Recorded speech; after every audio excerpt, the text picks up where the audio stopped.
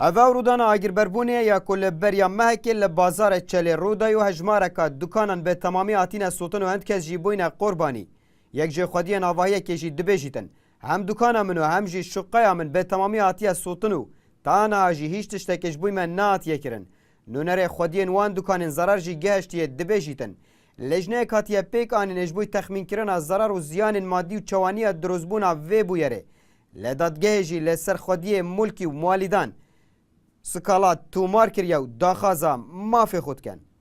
دکان تا دید هم یا صوتی تصویر کن. تمام. خود مغزن جی تصویر کن. مغزن هم جی هباب چاوی خودید. همه تشتک نمایی ما جیب خود همه ایش کسی ده هم یهاویم بس منی هلای دنیا بلکی محکمه لجنه کی فری کن خود مش بر هندی هلای که واقع کدا ببینیم چاوت خو. وشقام جي نفس الشيء هم يصوت بو كل حد الان تشتك بمناهات ياكل على اساس هاري كاريك بشكل حكمه ديكت او جنزا شرط شريته استنا جام حطان كم المهم على اساس ديت بما تشتك بس اسنا ملموس نديت يا بدس يدخل يعني شافت خونا مديت انا بدس خديت حطانوك زنا قامه محافظه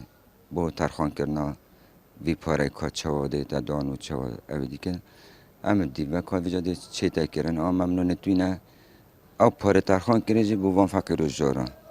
چیکو خود کسی پیچ نامید میگه و دکانت خوب پیچ ام هیوی دارین اصلاح دادوری و اصلاح قانونی و اصلاح سیاسی و سروان فکر روزجارا یاسا جه خوب بگیرید معود وید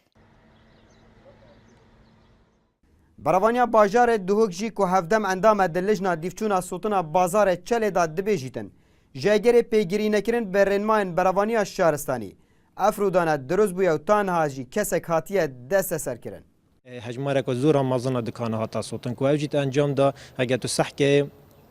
غاز وائل والسبان السيكل تشلي وبشواكي ندرس نه بياسي نه ديفرين مايد براوانيا باجيري دو كي هاد بنا تشيكرن كذا گات دست سر كن كو خدان في اواهي بيا خدان ماليدا بيا چنگرين مان براوانيا باجيري بكار نه اوجيت بيتا جريمه تيت كو دجي مصلحه العامه چنگ جان هنده ولاتي كتيات مدرسي دا وهنده كاس يد بنا قرباني تريدانه وضرر زيانه كمازن يا گهشتيه دكانت بازار سيكاچ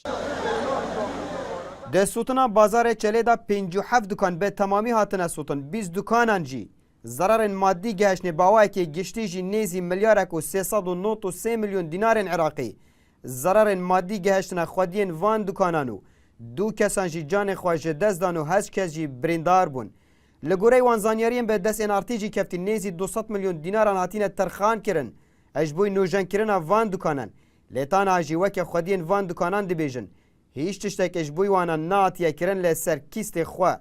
دست به نوجن کرنا دکان خوا کرینه خودی بالخانه بویا اگر وی سوتنه جی لدیف ماده 142 جیاسا سزاین عراقی یا جماره 111 سال 1969 هاتیه دست سر کرن